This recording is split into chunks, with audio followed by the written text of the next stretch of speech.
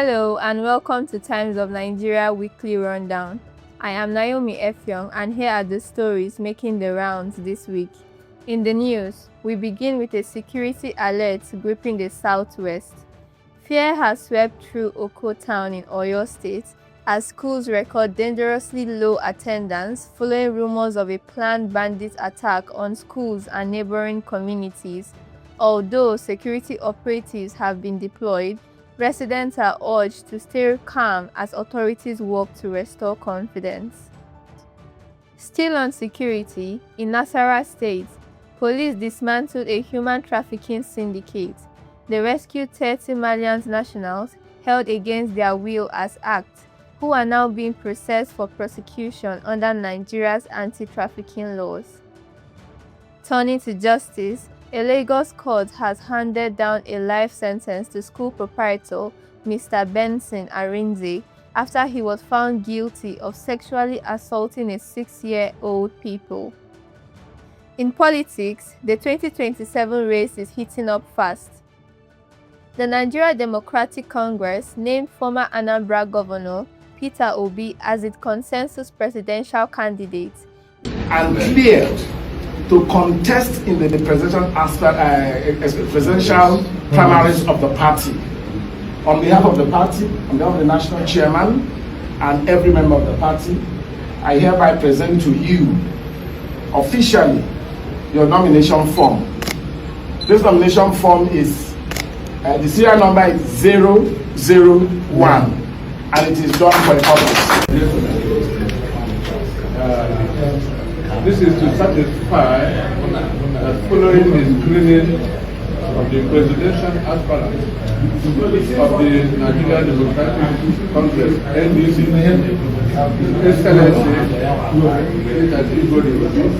Meanwhile, former Minister of Transportation Chibuike Rotimi Amechi declared that Atiku Abubakar is not electable and cannot defeat President Tinubu, even as the ADC primaries unfold.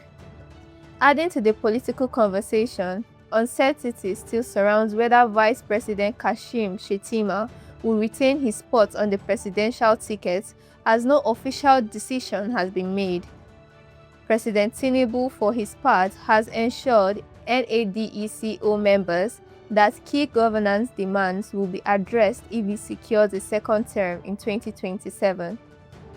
Closer to home on the party level, three-term Lagos lawmaker Desmond Elliott lost the APC primary for Surulere constituency amid allegation of intimidation. Elliott, who was seeking a fourth term, now faces an uncertain political future. In the health and pharmaceutical industry, stakeholders are sounding the alarm over Nigeria's heavy dependence on imported medicine. They warn that the resilience exposes citizens to supply disruptions and substandard drugs and are calling on the federal government to fast-track local manufacturing incentives already in the pipeline. On the business front, Nigeria's equities market took a hit on Wednesday, shedding 1.6 trillion naira in market capitalization amid a sell-off in blue-chip stocks. The Nigeria exchange recorded a decline from 161.28 trillion naira to 159.66 trillion naira. However, there is a bright spot. First Holdco chairman Femi Otedola has committed $100 million to the Dangote Petroleum Refinery ahead of its public listing, with overall investor demand for the project already surpassing $2 billion. And we close on a triumphant note.